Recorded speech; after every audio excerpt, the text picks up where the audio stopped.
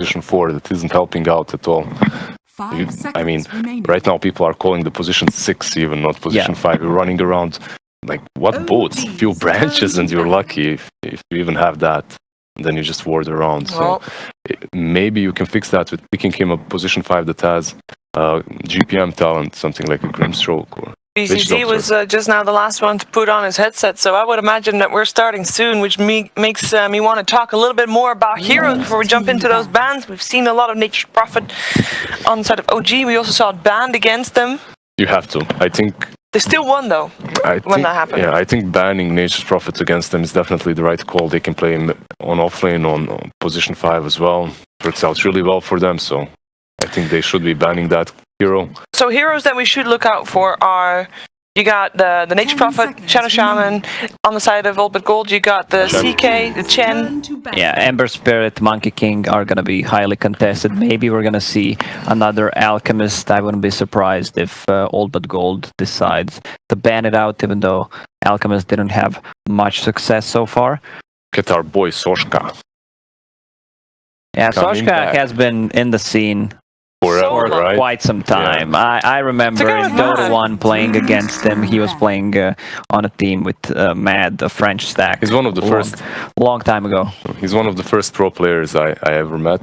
French guy. I met him at the gym the first night I came here, and he told me, like, listen, I just finished my cooking degree, whatever, you know, culinary school. Yeah, he finished that, and he was looking for a job, and suddenly Matt calls him, yo, bro, want to come over, coach us? That is really cool, actually. I would think also, if you guys saw him during Dota 1 times, you would not be able to recognize him if you saw him now. Yeah, like the difference between now and then is pretty big as well. So yeah, I think he played at TI1. He did, as well, if I'm not mistaken. And he was, and after that, he was like Sigma, and Quantic, and all that. Maybe even at TI2 as well. I think so. But then apparently doing a cooking degree. That's pretty cool. Do you even need a degree? Cooking degree if you're French? If you're French, yeah. In France, yes. But if you would go to any other country and you're saying, I'm French and I can cook, people will trust you for it. Right. Like, you don't need to prove that you can. But in France, yeah, you do. Right. Talking about these bans, we kind of predicted most of them, right? The Fury on the Chen on the side of Old but Gold, and on the side of OG we have the CK and Razor. Just get out of here. Ember Spirit. Yeah, but the third ban, Nyx, is a little curious, interesting. We didn't see too much out of Nyx in this tournament so far. Probably because of the Midas nerf. 10 seconds Oracle, remaining. highly contested hero, especially against Ember Spirit, and 5 seconds remaining. I think they might want to first phase it. Or if they want to go in a different direction, Shadow Shaman, one of the better heroes against Ember Spirit, you can initiate from high range once you get that Ether Lens, level 15 talent. 2 catches, basically you have that insta-hex and the shackle, so. But they go with Shadowfin instead. That's CIS, kind of classic, first picking Shadowfin. What a time to be alive. Gambit and All but Gold. Yeah. That's pretty much it. SF, always. Do you like the Greaves build and all that stuff? Yeah, I think it's kind of a must-have. We saw Shadowfin in the first series of the day building, what was it, Yule Scepter, not very effective, even though you can't just blame him on the Shadowfin. It was just the team composition, having a Viper. Alright, and the Tiny. Velour was the one playing Tiny Support that made Tiny Support look amazing earlier on the Thursday. Yeah, that 11-minute Blink Dagger, Brown Boots, Bottle. Also, he got a bit of lucky with the runes, 2 times haste, which kind of opened up those ganks for him. Skill, not luck. I mean, being there at the right time, not being contested as well, is kind of a mistake from the enemy team, but yeah, it's a little bit of both. If you say it out loud, like, Dota gods give me region. It happens. Right? Yeah, sometimes you just can't say it every single game. Yeah, you gotta make sure you know when to use it. There's a cooldown. Yeah, exactly. Don't deplete your luck. And we have a Magnus pick. Yeah, it's one of the conference heroes of Mad, and I think actually first phase banned. It was first phase banned a lot against OG, either today or yesterday. You have that free empower for Ember. free cleave for him, so that's pretty good. And I'm saying that, and it got completely ignored in the series this morning, so there's that. I was wondering which hero this is. It's Drow Ranger, new model. Ooh. Looks interesting here on the side, at least, those icons. It looks like a Warcraft 3 thing. Yeah. I love the way it looks in game, yeah. but I'm not sure about the portrait in game.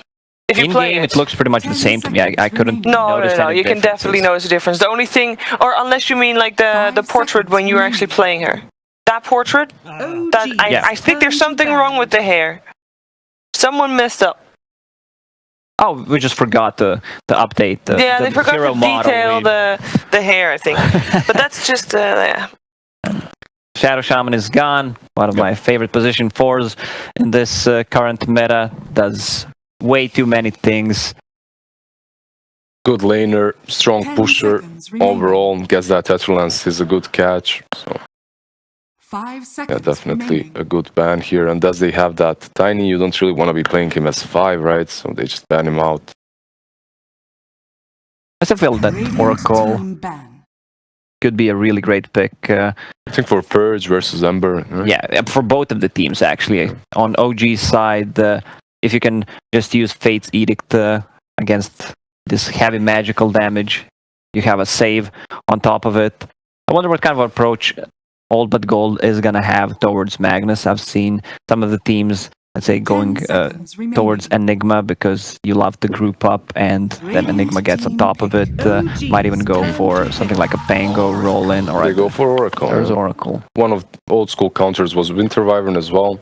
Just let him RP if Wyvern is around, just follow up with Curse. But they go with Oracle instead.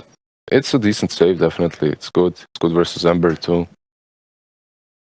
What do you think about the support duo of Oracle Tiny, if that is indeed the support duo? Which it most likely is, yeah. And it's a decent support duo, definitely. You have your strong position 5 in Oracle, and you have Tiny as well, which is one of the mostly contested position 4s right now. So they definitely look strong together. Plus, you have good save for SF in that Oracle. With Greaves, you're going to have a lot of sustain come mid-game.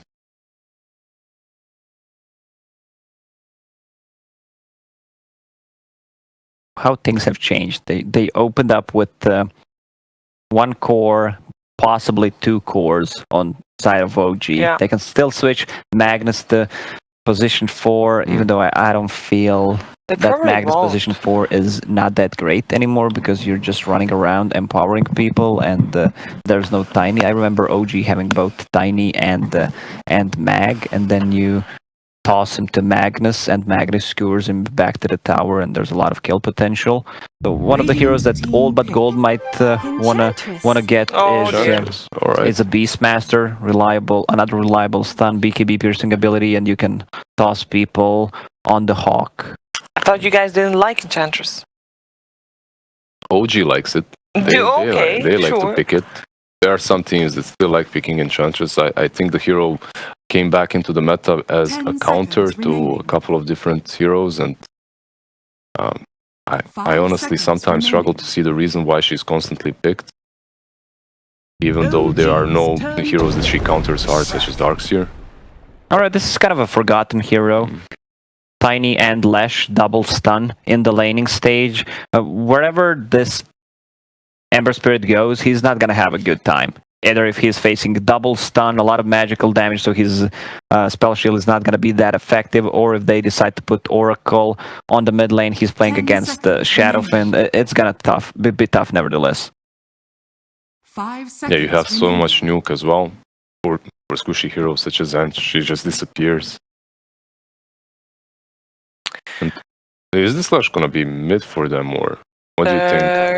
Well, surely Shadowfiend is going to be mid. Of course, SF is mid. So is Lash going to be a core or not, is my question. It's going to be either Lash core or Tiny core, which I feel like prefer Lash. Lash core, so you can Lash and then Tiny just rotating around. Yeah, makes a lot of sense.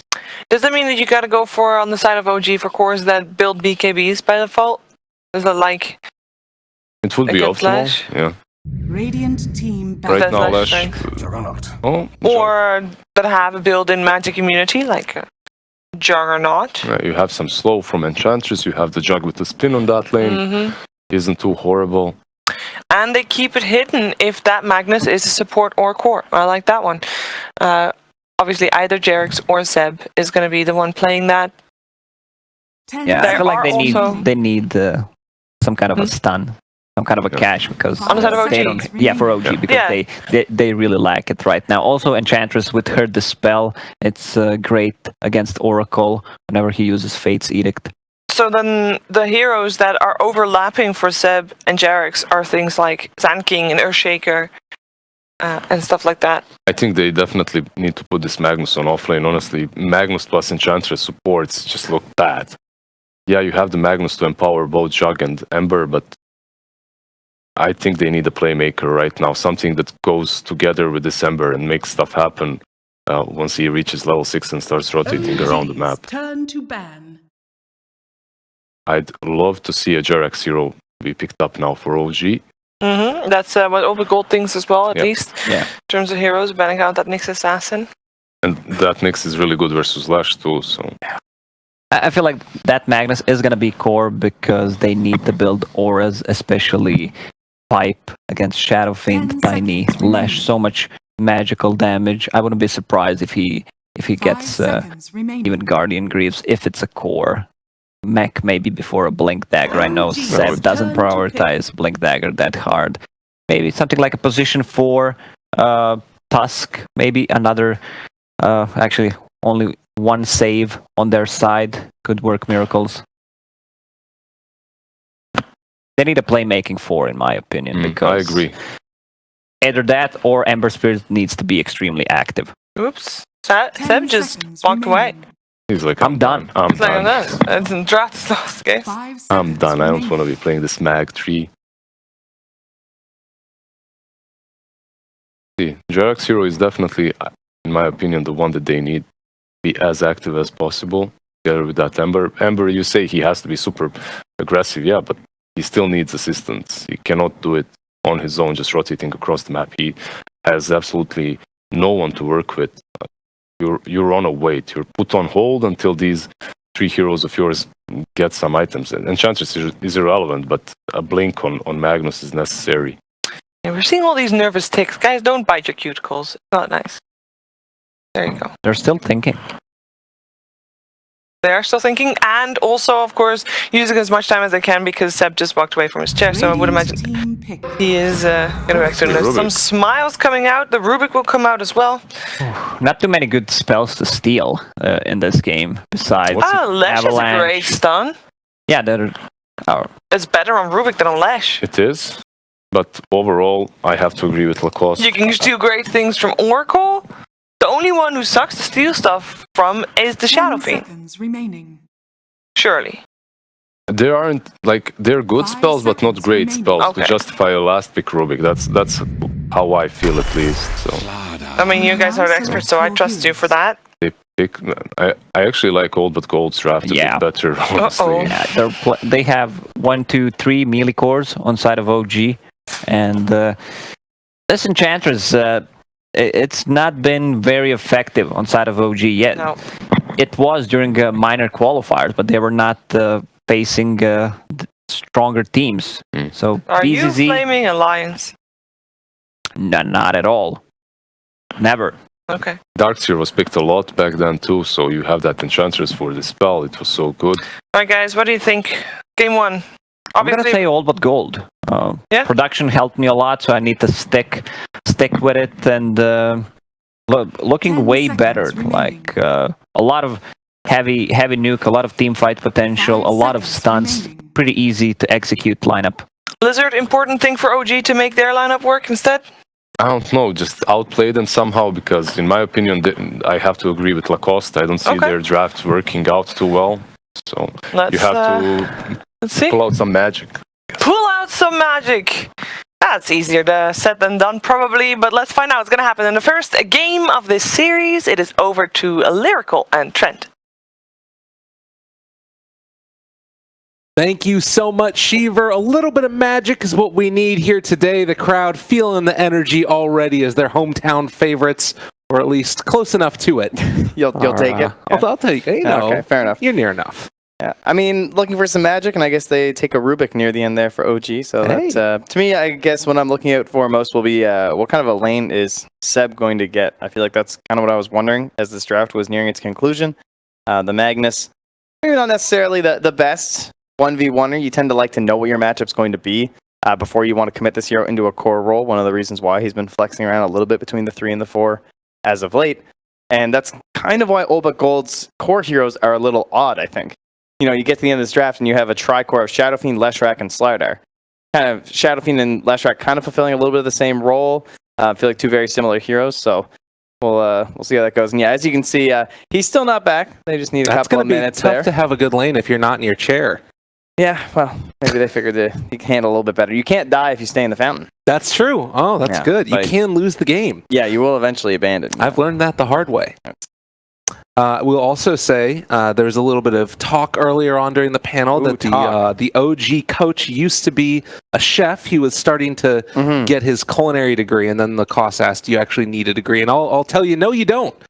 Just work in a kitchen, and then I'll take care of it. You'll learn how to cook doing it that way. That's what I did. And that's why I have a little bit of a belly You're now. not a chef, though. That's true. I'm not a chef. Neither is he. So maybe you needed a degree. But that's a possibility, you know? I was a chef for a little while. Right. And then I got into esports. So that's the key. You don't get your degree. You work in a kitchen, and then you can become a caster or a coach. Oh, okay. Well, perfect. I guess that seems to be what's working out for everyone then. Yeah. All right. And Seb is going to retake his seat. Oh, phew. What a relief. He's getting his hair ready. His hair just looks immaculate. They've all got always. some pretty great hair, honestly. You know, these Dota players. Fancy schmancy. Best hair is still Crit, though. Sorry.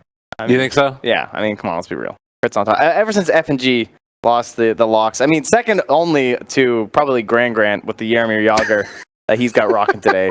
So, Yager Grant, probably best haircut in all of esports. You have to frankly. explain I'll that get outside reference. of Dota. Just Google Yager. You'll be fine. They can figure it out. You're just going to get pictures of people in, like, you know, high shorts just running. That's totally fine. Yager. Okay. You get it? Yeah, Okay. It was really bad. I thought we weren't going to do this. Thankfully, the pause is over. The game is loading. Apologies to you all, but don't blame us. Blame Seb. Giving the finger there. Man, that's a level 16 Magna. My goodness. Yeah, he won TI with that. Oh, I know. See, I'm a big fan of the Seb stream. Love watching the Seb stream. Great streamer. Very talkative a lot of the time. Yeah, give it up, crowd. There we go. They like the stream. I feel like whenever I saw him stream Magnus, it never went well. And then you get to that last game 5 at TI, and the Magnus came out, and I was like, oh god, here it comes. He wanted that win so bad on Magnus. I think he kind of loves this hero. Well, here he is once again. Another one of these moments where he really needs to win. So, kicking things off right in game 1. We got a little shifty play here from SF and Oracle. Maybe hoping that someone's going to come on by to plant a sneaky smoke ward. Yeah. See if they can catch him. It will not happen. Other wards are placed down in that couple of spots near the jungle to spot rotations that are going to come over that direction, as well as up on the high ground over by the top bounty runes. But G Shadow Fiend going to be facing off against the Ember Spirit. It was kind of interesting, right? You have the Shadow Fiend first pick overall for the side of gOLD but gOLD in response to the Ember that they knew was coming. You know, if you ban out the Troll Warlord, if you ban out the Nature's Prophet, you ban out the Chen, there's one other hero that OG first pick, and that's Ember. So they kind of knew the matchup going into it. Oh, and it looks like everyone just kind of knows what the other team is up to as well, as we're just going to trade ourselves here 2 for 2. God, I'll be back to finish this later. Some classic OG. The spamming of all the voice lines. ILTWs fit in well with this squad, definitely. It's important. It's part of the whole experience, right? If you're going to play on this team, you got to make sure you're getting into all your voice lines. Speaking of which, G doesn't even have a bronze level in SF. Not a pub Shadow Fiend player. You only need to play that hero like 1 time to get it. Maybe he doesn't have the Dota Plus. Oh, that's a possibility. That's a good point. It says he is Dota Plus, though, so there you go. Well, you know, we'll find out. Maybe you got it recently. We'll see how it goes. I mean, it's G. You know, don't sleep on G. That's as, true. As Misery tweeted out, you know, you got to realize that G, he's still the real deal. The OG. The OG versus G. The OG versus OGs. ILTW now. Take some punches there by virtue of BZZ. Does look like No-Tail's going to draw aggro of that range creep, though, is over here to the side. Velhor. The Illidan laning up against them. And we have seen sort of mixed results from time to time from this No-Tail Enchantress, who does pick up that small creep now. Going to be able to find the stun, the toss back as well by the creep Seb. Taking a lot of harassment here and not getting a ton of the Stout Shield procs. He does end up getting the skewer back, pulling him under the tower. And can they find first blood? Yes! Oh, the turn. Oh. That was one of those little additions to Shockwave where you're like, oh, you test it out in demo mode, you're like, okay, that pull doesn't really do anything. And then you start playing a few games of Magnus, you're like, all right, I can do something with this, right? And helps him secure that kill, and the tower shots just absolutely annihilating this Leshrac, even with the armor he had going. Was not enough. And, well, I was worried about his laning stage. We talked a lot about the possibilities of the tri-lane. That looked like a necessity when it was closing out that draft from OG, just because the best place for the Magnus is going to be solo in the safe lane, and plus it allows rotations from the two supports to potentially hamper into the mid. And when it's a Shadow Fiend, you always love ganking this guy in the earliest parts of the laning stage. And you can see Thompson actually just gets a sentry down and destroys his high ground vision in the mid lane too. So nice play there from him. We also are going to see down bottom a Satyr picked up for the Enchantress. You know, I feel like we've forgotten how strong this can be since Chen can no longer take it, but No-Tail's showing the strength and just finding another kill. Yeah, definitely a great point. Chen specifically getting nerfed essentially just for Satyrs, and allowing Ench to still be able to do that is pretty ridiculous. She's still got 2 more Shockwaves left, and BZC's going to have to keep his eye on that. Ooh, Thompson. I play it safe there. It is going to be an Arcane Rune down bottom. Looks like he should be able to take that one away as Vanscore not quite in position to go for the deny on it. Yeah, he was a little late on his rotations. Not getting that ward down early enough, and part of that coming just from the Satyr pressure, right? That's what slowed down the rotation for Vanscore, means he doesn't have the ward for the Rune and can't deny it. Now on pulling Seb again. Oh, he's going to dodge away though. Heads up play for him, but with the Diabolic Edict and now the toss forward, Seb. Oh. Almost sick, but wasn't quite there. Where's the suicide cliff skewer? That's a real question. And he gives him the tip back. Well done. I would have liked to see that cliff play. Yeah, it's all right. It's forgiven this time. Vanscore? Yeah. They do end up being able to find that kill fairly easily, and right now, OG keeping the pressure on bottom. No tip started TPing top. We saw Velhor attempting a suicide. But Velhor, now safe away from the Enchantress's TP, will kill himself. Yeah, got him. Yeah, the pressure keeping on down here. BZZ is going to have to try and farm underneath his tower, but getting the pressure on the LPW keeps on taking those tower shots, and BZZ thinking about chasing forward, gets the bash. Yeah, but No-Tail's going to make this pay off as he's rotating around the mid lane. It looks like Velhor kind of sees this coming. Yeah, they have the scan immediately. Yeah, he had just dewarded them too. Toss forward and trying to interrupt. Can they find the stomp? It's going to be a raise one time through, but G eventually going to be killed off. Can they find a return kill onto No-Tail? Not looking like it's going to happen. The Enchantress making so much happen early on, and Thompson able to live through it afterwards. Oh, he put the branch down. Then Thompson eats it. He's like, thank you so much, No-Tail. Beautiful regen. And the rune, my god. And then, like, that was No-Tail who just came through, got that sentry down to take care of the rune ward, so Vanscore wasn't sure if it was top or bottom, because they had no ward on either. And now he's come over and dewarded all again. Very frustrating play here for the Radiant supports, I'm sure. Feels like they're trying to counter these rotations from OG, but they're just always a step ahead of them. Yeah, and being prepared right there, Enchantress having these early strong creeps again, it's quite good. And now, getting ready for those bounty runes. A little bit of a battle of brewing. Old but Gold trying to secure the 2 down bottom. But it looks like Jerax is going to be under fire now and will be killed off. Velhor is going to be the one to pick up the kill. Having the bottle there too, so nice to grab one of those. And they kill off ILTW. He does still have spin. Although, yeah, the walk forward, run away. He's good. Just enough to keep him secure. And the mangoes are flying out down here. They want another round on it to ILTW. Come on, sprites. They do find the Wildling Ripper here, and now the chase is going to come as they're going for the body blocks, and well done, but going to be interrupted by the Avalanche. Now the turnaround, can they take down LTW? They still have that bonus armor coming out from the creep, but they eventually find that finish, and now turning on to Jerax, see if they can take him down. Vanscore also falls. OG losing a couple, but it's just a trade right now, and you'll take that one. shots. The Jug was the one that went down, and Jerax hides over to the side. They find another kill. Oh, but gOLD striking back. Yeah, playing very well here, and this is right at that key moment where Ench is perhaps eyeing up this catapult, right? Just past the 5-minute mark, the Siege Wagon's here. You'd love to take control of this lane, get that catapult, and try and apply a little bit of pressure if you can as OG, but at this point, it kind of feels like they've lost enough and that might not be possible. Meanwhile, up top Seb, though, same thing happening here with Illidan abusing the catapult and just diving Seb. Oh, well done to get in front of that skewer, but now Thompson rotates in and see if they can find that kill. The disarm is there and actually mitigating a lot of the damage. Thompson just gets owned! Vanscore, what a play! And just went right through the rest of his mana pool there. Maybe getting a couple toggles in there might look like just for the maximum damage before he went down. And 1140, he did a triple toggle. So the toggle, it costs you way more mana, so it's very difficult to do in the early game, but it essentially doubles up the damage on the Pulse Nova, so really well done from Illidan. I mean, this guy's a gold tier last strike. This guy's spamming the last strike. I mean, you see Secret play it, it's like, all right, well, we'll try it out a couple times, see how this goes. Interesting up there as well, that Fate's Edict. This Oracle is really showing off what he can do, and now they pull back in the Enchantress, give him the bash, give him the Avalanche. And old but gOLD over the last couple of minutes have just been finding kill after kill after kill. OG not really having great answers.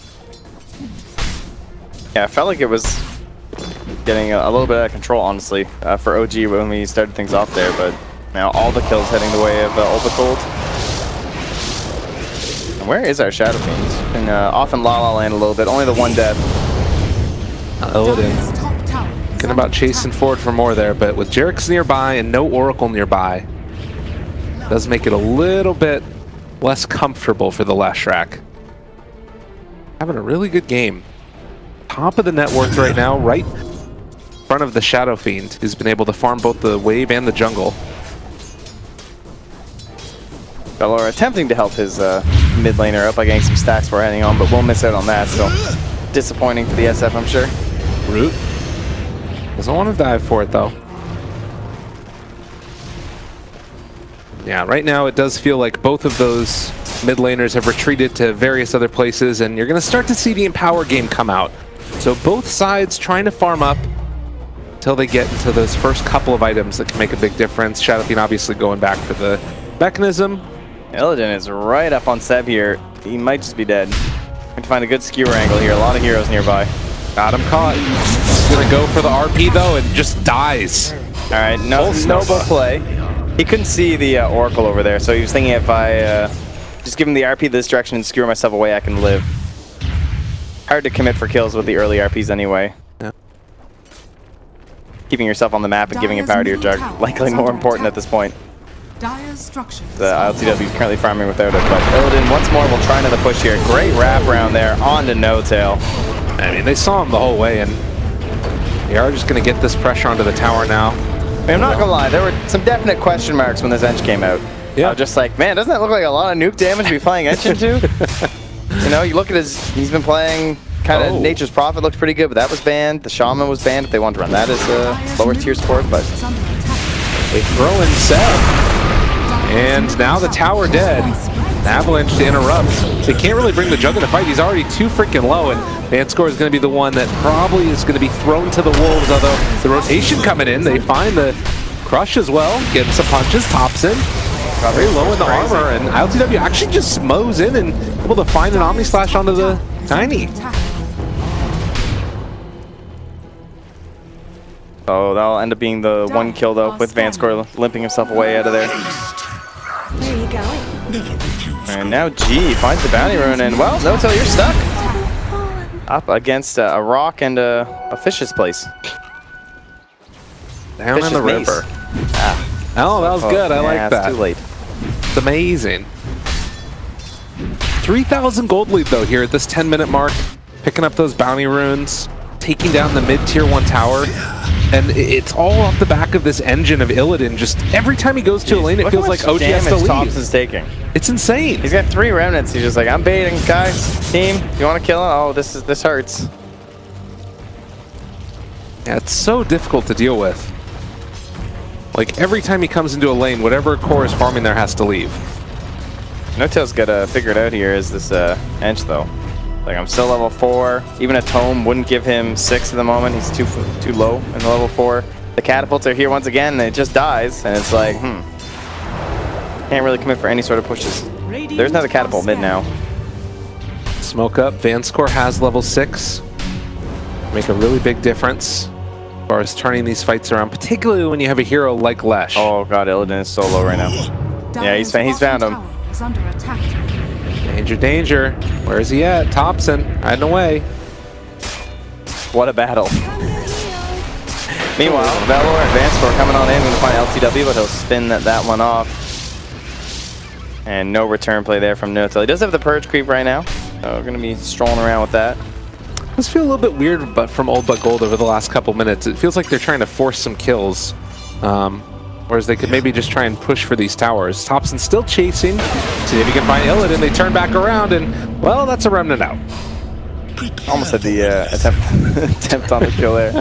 It's like he only plays heroes that have, you know, kind of mean voice. I guess all the voice lines are a little taunting. Yeah, of course. Unless you're just Nyx.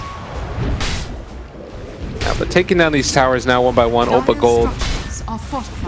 Try and clean this up. They're also pinging bottom. Feels like that's going to be a little bit more difficult to do simultaneously. But they will be able to take down the tier 1 top lane. Yeah, I think they've been doing a good job actually in terms of the pushes. Like, they're not overcommitting. They're not just like 5-man face rolling into a lane or something like that. They're applying some pressure across the map. They're not just giving Thompson a free lane, giving him some occasional pressure. And then the Jug is definitely the freest of the cores in this game right now, it feels like. Or at least definitely the ones on OG's side. He's just all in the jungle, all in the wave. Not really running into many opponents that he can't just spin away from the past couple of minutes. And trying to get into these early fighting builds. This is not a Battle Fury game. They know that this pressure is coming. They've seen this type of game time and again. They'll have the answer this time around. Yeah, and they're just constantly putting sentries down here, right? Because they don't want any vision in this area. Right. Keeping an eye on their high ground, just saying, all right, look, just keep stacking, just keep giving me empower. Want to get us into some high-quality items here, but the Radiant team, they have a StarLadder. And this is always an option when you have StarLadder or Shadow Fiend or both. An early Roche. It's going to be done very quickly, although the movement in from Jerax. They have an idea what's going on. They should know, but right now is Old But Gold realize what's happening. Jerax going to walk into the middle of ultimately to lift up. The stun follows. They evaporate. Jerax did not stand a chance there, but can they still take this fight afterwards? Seb does have the skewer into RP if he wants to take that opening, but they also have the Oracle nearby. Sleight of Fist going out as well to get full vision in the area. Everybody's trying to move over this position. It's feeling like they're not fully comfortable with it. Thompson now in the pit as well with the Roche. Looks like at least for now they're able to hold him back. It's pretty hard for them to initiate. They really don't want to fight right now as Old But Gold. You have a Tiny that's super close to Blink Dagger. Oh, he's in Invis Rune. Now that is convenient. Yeah, they drop down the Sentry Ward immediately to make sure there's no vision up on the high ground. Yeah, there's one over here, so can reach to there. They have the Corrosive Haze on Thompson, so they'll realize that they've backed up a little bit. Now maybe they can find this kill on the mid lane as they're looking for it for Seb. Although initiation be a little bit scary. Oh, Sentry he gets nearby. out of there. Yeah, now they have another Sentry, so they realize. They know what's going on. Can they bait this out? They're baiting them. They're trying to. Pull back in. Able to get the toss back, and that's a bit of a problem. They just take down the Ember. They saw him the whole time. The double bait. Oh, man, this was not the way it was supposed to go. And with 2 dead, that's Roche. I don't know. I guess they thought that the telekinesis was going to last longer, like in their head or something like that. But remember, it's just level 1 now. That thing has been nerfed so hard. Pretty much does nothing to the guy that you grab. And so this Tiny, he just instantly tosses the Ember back to his allies. Felt like Thompson just wasn't ready for it. Yeah. Well, the first timing is hit. 15-minute Roche for Old But Gold. The biggest thing is just getting that timer working, and so they can start taking the rest of the towers. But right now, IOG trying to make a big move. God, this Entry's still not level 6. This is the worst feeling in the world. God, if they could find a pick off here on the Lesh, this would be really big. Slowing down the snowball in any way possible. That's huge.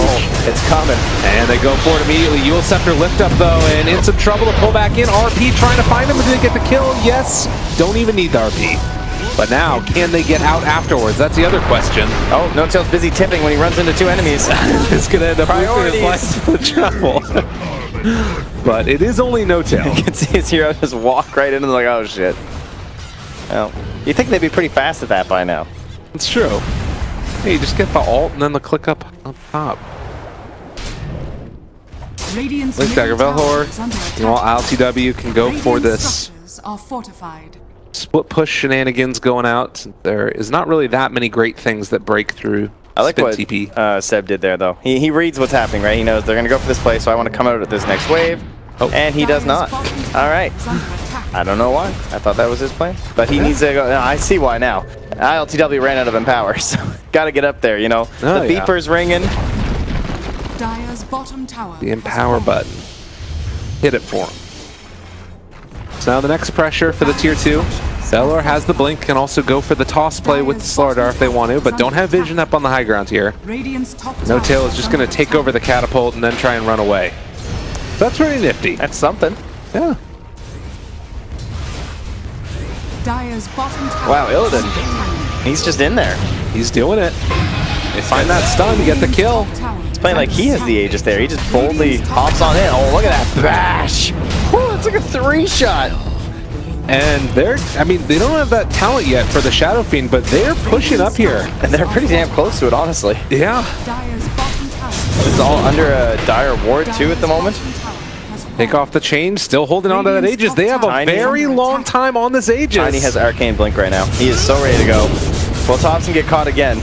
Continue to beat into this tower. They have Greaves. They got everything. 17-minute push. It came a little bit faster than we're used to, but it's the same story. They don't manage to find the toss back, though, and LTW able to get the spin away. No Tail. Just going to get completely pummeled. They don't have an answer. There's nothing here for them. Another round of the Edict. Starts pumping. 4,000 gold lead and going to be a set of racks at 18 minutes in, it looks like, unless they can get the biggest RP in the world, and that was not it at all. They just walk away with Illidan. He's living through it. Omni Slash doing a good bit of damage, trading back and forth between them, but it's only going to be the Aegis. Now the jump forward from Thompson. They don't have that Greaves R, at least for a little while now, as Illidan's still trying to live through this one, walking back into LTW, and it looks like they need to back out. They got what they came for, which was the racks, and Velhor just going to get completely eviscerated there as his well. life away, though, for the 4-man Avalanche, but remember, there's still the vision. Is that enough to actually get them out of here? Oh, good sleight of fist to keep him alive, but they will find that kill onto Illidan and also take down Vanscore. So OG gets something for the troubles, but the SF gets out. The OG classic. Yeah. Come onto our high ground and suddenly you lose all of your heroes. I mean, this time it didn't cost them buybacks, but yeah, they got the melee racks. So certainly a very big deal. They're going to get the shrines, and now we start looking towards second Roche of the game to potentially be your closer. First side of gOLD, but gOLD nice and early here. And as you mentioned before, just that presence aura will be ready kind of like full on for that next push. They have plenty of gold to spend at the moment as well. Last Track basically having an entire item, can start building it towards his BKB and finish that pretty shortly if he wants. Meanwhile, Juggernaut has just gone for this all-out fight build, going for the butterfly next. Don't think that an MKB is going to be on the horizon anytime soon for these other heroes from gOLD. True, but I don't know. It's not like the world's greatest butterfly game at the same time. Like, obviously it has a lot of benefits and stuff, but it's not one of those games where you're just like, oh my god, they actually have no damage now. Certainly still ways they can bring them down. Yeah, Lesh is still a menace. In the meantime, the pressure, it never stops for gOLD. On the high ground here, going to start to take down this tier 2 tower.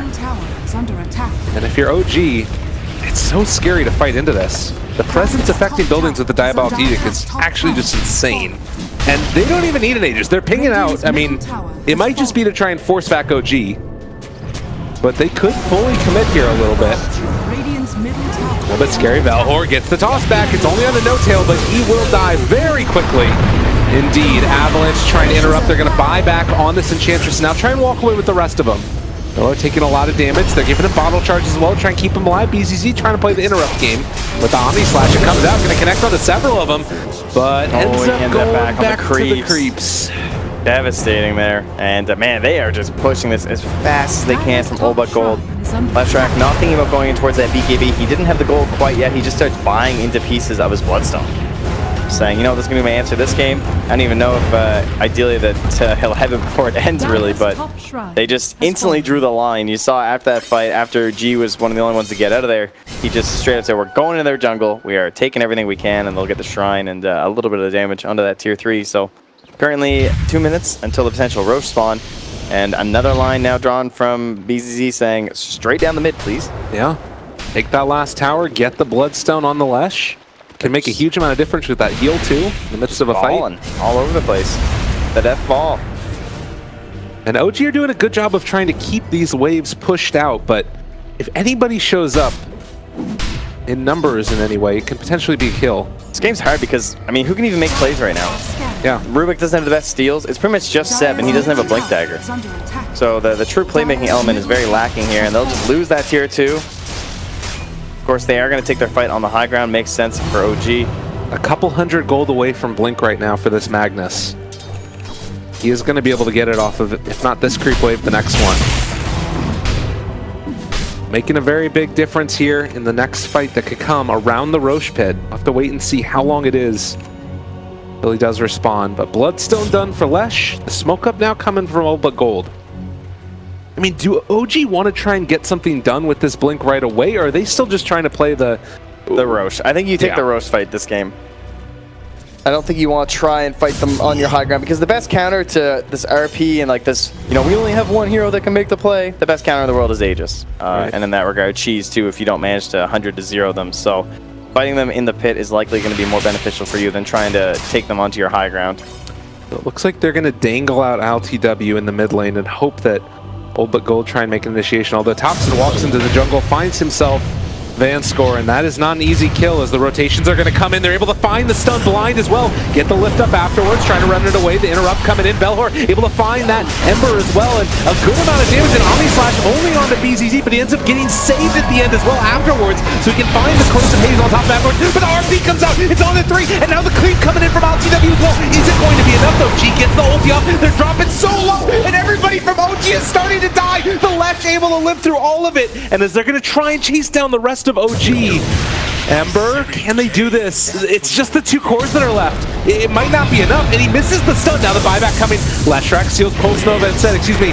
The Rubik does, and now the stun to try and interrupt with the buyback coming through Thompson. Tries to run it away, sees if he can get out of there. The lift coming from Jarex, and that keeps him alive for the moment. And AB finding the kill as well. Yule Scepter lift up. OG are there, and they're trying to take that Illidan. They take him down indeed. This could be a dieback for the Slaughter as well as they keep the chase coming. But he manages to back away. Oh, man. And being up means they might try something bold here with this Roche, because guess what? It's a very fast one, just going to be up here in a few seconds.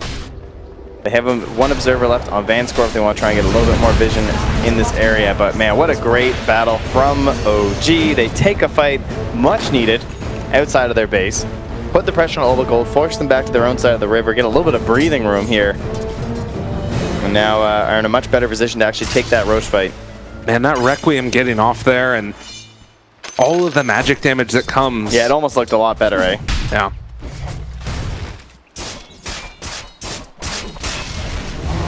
LTW giving G the tip. Appreciate OG are not sure if they're actually in the pit at the moment, it looks like. The creep didn't quite get in, but it looks like they have to resign themselves to...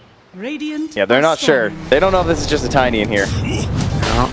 They will realize it is, but they also now know Roche is up. Everybody pretty aware of what's going on. Illidan reveals himself, has the Oracle behind him. Stun is going to connect. Not an easy follow-up here. LTW, a lot of damage out there onto Illidan, but the stun came out for BZZ. He tries to chase down No-Tail. Separated from the herd, the deer is brought down, and now they're trying to keep close to these creeps. They have the BKB on SF. Avalanche only connects onto 1, but the interrupt coming through. G, the stun, it hits onto 2. Illidan makes the plays that they need. The Omni Slash is not doing nearly enough. It's onto a Yule Scepter, and now they turn onto ILTW, trying to just beat into him. The walkway coming from Thompson, the miss uphill, and now the crush coming, connects onto Sep. The root is going to be there, connecting onto both of them as well. And now Old But Gold, feeling the energy of the crowd, are going to stream forward, find Jarex, get themselves the kill. And now maybe either go back for Roche or try and take some buildings. Yeah, they still have the wave coming mid. I think they just want to go straight high ground. Trying to secure themselves a second lane. Man, this chase down from BZZ, he just won't let it go. He's already in their base. He's slithering around here. He's seen himself a low HP jug. Oh. Temptation.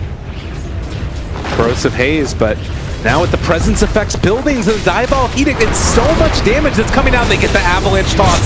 No-Tail has not been able to play Dota, but the pullback, no! He only got one of them in the skewer though, and LCW, he hasn't been able to punch anybody in this fight. Slowed down by BZZ off to the side. They make the play that they need, and catching Thompson, can they kill him indeed as well? They take him down, avalanche toss! It's so much damage, and LTW wants to run, but there's nowhere to go.